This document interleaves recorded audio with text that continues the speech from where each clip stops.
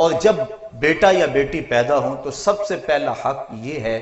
کہ ان کے کان کے اندر اذان کہی جائے، دائیں کان میں اذان کہنا اور بائیں میں اقامت کہنا، نماز والی اذان اور اقامت کہنا، یہ مسنون ہے، اس طرح سے کہ اذان دینے والا باوضو ہو اور اس کا رخ قبلے کی طرف ہو، اور بچے کا دایاں کان پہلے سامنے کیا جائے، پھر اس کے بعد بایاں کان سامنے کیا جائے اور اس کے اندر اذان پڑھی جائے، تاکہ بچے کے کانوں میں سب سے پہلی آواز اگر پہنچے تو وہ اللہ اکبر کی آواز ہو۔ بلکہ کوشش یہ کرنی چاہیے جس ماحول میں بچے کی ولادت ہو رہی ہے، جو خدمت گزار دائیاں اور جو وہاں لوگ موجود ہیں، ان سے بھی کہا جائے کہ کوئی آواز سب سے پہلے اس کے کان میں نہ پڑے، دائی کی آواز، مبارکباد کی آواز، کوئی آواز نہ پڑے، سب سے پہلی آواز اگر بچے کے کان میں پڑے تو وہ اللہ اکبر کی آواز پڑے۔ ہر بچہ فطرت اسلام پہ پیدا ہوتا ہے، آقا کریم نے ارشاد فرمایا کل مولود یولد علی الفطرہ فابواہ یہودانہ او یمجسانہ او ینصرانہ، ہر بچہ فطرت اسلام پہ پیدا ہوتا ہے، اب اس کے ماں باپ اس کو یہودی، عیسائی اور مجوسی بناتے ہیں، اس لیے جب بچہ پیدا ہو تو اس کے کان کے اندر اللہ اکبر کی صدا پہنچے، وہ جان جائے کہ میں حضور کے غلاموں کے گھروں میں آیا ہوں اور حضور کی غلامی مجھے نصیب ہوئی ہے۔ اور آج ماہرین اس بات کو بیان کرتے ہیں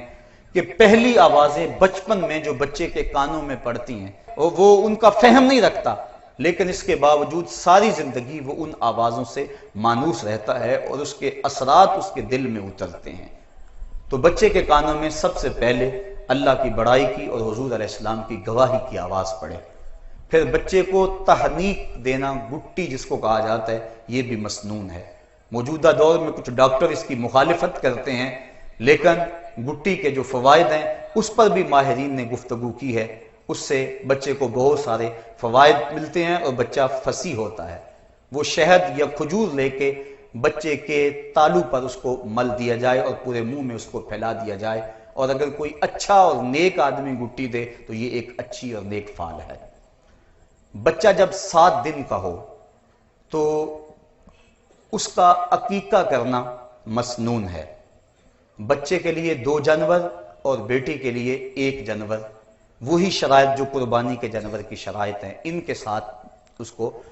عقیقہ کر دیا جائے، اور عقیقے کا جو گوشت ہے کوشش کریں اس کی ہڈیاں نہ توڑیں، بلکہ اس کو کچا تقسیم کر دیں، اگر اس کو پکا کے بھی تقسیم کریں گے تو یہ بھی شرعاً درست اور جائز ہے۔ بچے کے سر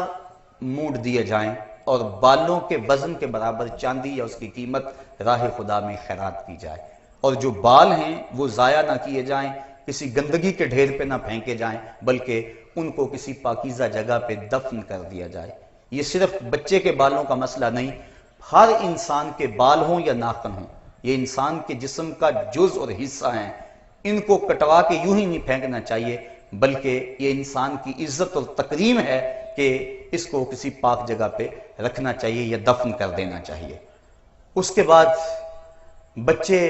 کے ختنے 7 دن کرنا یہ بھی مسنون ہے، بچہ کمزور ہو تو اس کے ختنوں کا وقت آگے بھی لے جایا جا سکتا ہے، لیکن علماء نے یہ تصریح کی ہے کہ بلوغت سے قبل ختنے کر دیے جائیں، اس لیے کہ جو پردہ ہے وہ واجب ہے اور ختنے مسنون ہیں،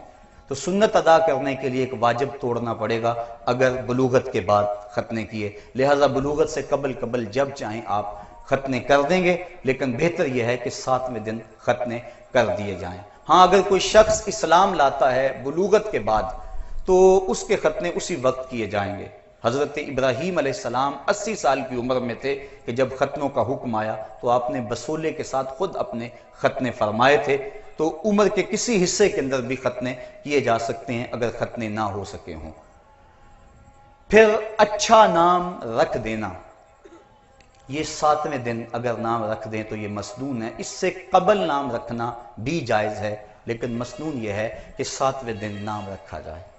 اور آقا کریم نے ارشاد فرمایا تسموا باسماء الانبیاء،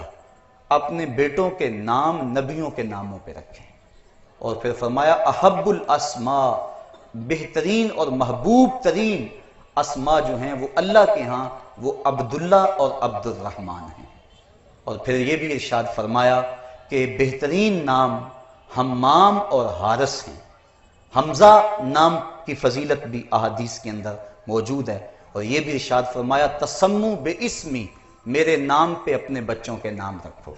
اور علماء نے ارشاد فرمایا جس دسترخوان پہ محمد نام کا بچہ ہوگا وہاں بے برکتی نہیں آئے گی۔ تو جب اللہ اولاد دے تو کسی کا نام حضور کے نام پر محمد یا احمد رکھ دینا چاہیے۔ اور ایک حدیث کے بابرکت کلمات ہیں، آقا کریم نے فرمایا اگر تم اپنے بیٹے کا نام محمد رکھو تو پھر اس کی عزت بھی کرو۔ اور سیرت حلبیہ کے اندر امام برہان الدین حلبی لکھتے ہیں کہ قیامت کے دن اللہ تعالیٰ جل شانہ آواز دے گا یا محمد صلی اللہ علیہ وآلہ وسلم، تو محمد نام کے جتنے لوگ ہیں وہ اس آواز پہ دوڑ پڑیں گے، اور اللہ تعالیٰ فرمائے گا میں نے تمہیں تو نہیں بلایا، میں نے تو اپنے محبوب کو بلایا۔ عرض کریں گے مالک چونکہ ہمارا نام یہ تھا لہٰذا ہم اس پکار پہ چلے آئے، اللہ ارشاد فرمائے گا چلو آ گئے ہو، اب جنت تمہارا راستہ ہے۔ تو اس طرح اپنے بچے کا جو نام ہے وہ بابرکت نام رکھا جائے۔ ان الاسماء تتنزل من السماء،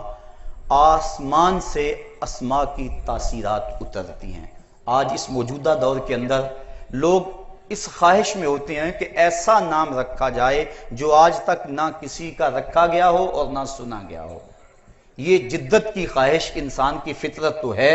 لیکن لوگ اس خواہش کے تحت ایسے ایسے نام رکھ دیتے ہیں کہ جن ناموں کا کوئی معنی اور کوئی مقصد بھی نہیں ہوتا ہے۔ محمل الفاظ بچوں کے نام رکھ دیے جاتے ہیں، صحابہ کے نام پہ نام رکھے جائیں، انبیاء علیہ السلام کے ناموں پہ نام رکھے جائیں۔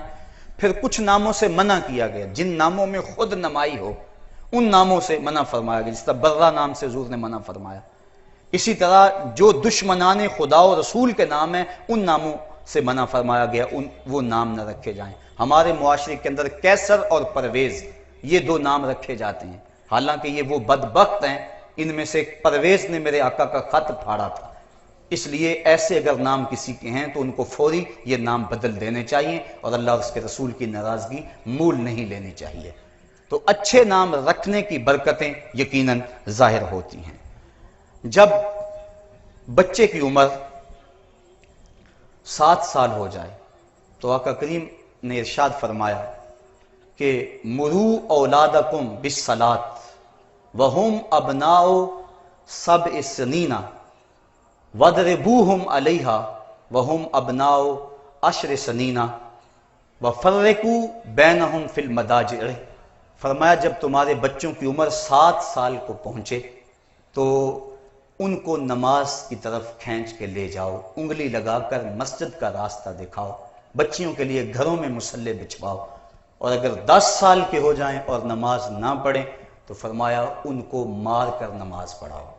بچے کو دین کے لیے تنبیہ کرنا، اس کو مارنا شریعت نے اس کی اجازت دی ہے۔ والد کو تاکید کی کہ وہ دیوار کے ساتھ کوڑا لٹکا کے رکھے اور بچوں کو اللہ سے ڈرائے۔ یہ جو سکولوں کی دیواروں کے اوپر اب لکھا ہوا ہے کہ مار نہیں پیار، یہ شریعت کی روح کے منافی ہے۔ استاد کی مار کے اندر بھی پیار ہوتا ہے اور بچے کو وہ تہذیب سکھاتا ہے۔ اس طرح تو بچے آوارہ مزاج ہو رہے ہیں، اگر استاد کا یا والدین کا ڈر نہ ہو تو وَاضْرِبُوهُمْ کے لفظ خطب حدیث میں موجود ہے کہ ان کو مارو، اور جب وہ 10 سال کے ہو جائیں تو ان کے بستر بھی الگ کر دو، کیونکہ اس وقت وہ بلوغت کے قریب پہنچ جاتے ہیں، لہٰذا اس وقت ان کے بستر الگ الگ کر دیے جائیں تاکہ ممکنہ خرابی سے بچا جا سکے۔ جس طرح بچہ پیدا ہوتا ہے تو سب سے پہلے اس کے کان کے اندر اللہ کی بڑائی کی آواز پہنچانا مسنون ہے، اس طرح جب بچہ بولنے لگے اور اس کی زبان فصیح ہونے لگے تو حدیث میں آتا ہے سب سے پہلے اس کے لبوں پہ لا الہ الا اللہ جاری کرواؤ، وہ سنے تو سب سے پہلے اللہ اکبر کی صدا، اور وہ بولے تو سب سے پہلے لا الہ الا اللہ کی صدا، اور اس کے بعد محمد الرسول اللہ سکھاؤ، اس کے بعد آیت الکرسی سکھاؤ، اس کے بعد سورہ حشر کی آخری 3 آیتیں سکھاؤ، اور پھر اس کے بعد فرمایا علموا رجالکم سورۃ المائدہ وعلموا نساءکم سورۃ النور، اور جو مرد ہیں لڑکے ہیں انہیں سورہ مائدہ سکھاؤ، اور جو لڑکیاں ہیں انہیں سورۃ النور سکھاؤ۔ اور پھر آقا کریم علیہ السلام نے یہ بھی ارشاد فرمایا کہ اپنی اولاد کو کتابت سکھاؤ، علموہ الکتابہ، ان کو کتابت سکھاؤ، لکھنا سکھاؤ، والسباحہ، اور ان کو تیرنا سکھاؤ۔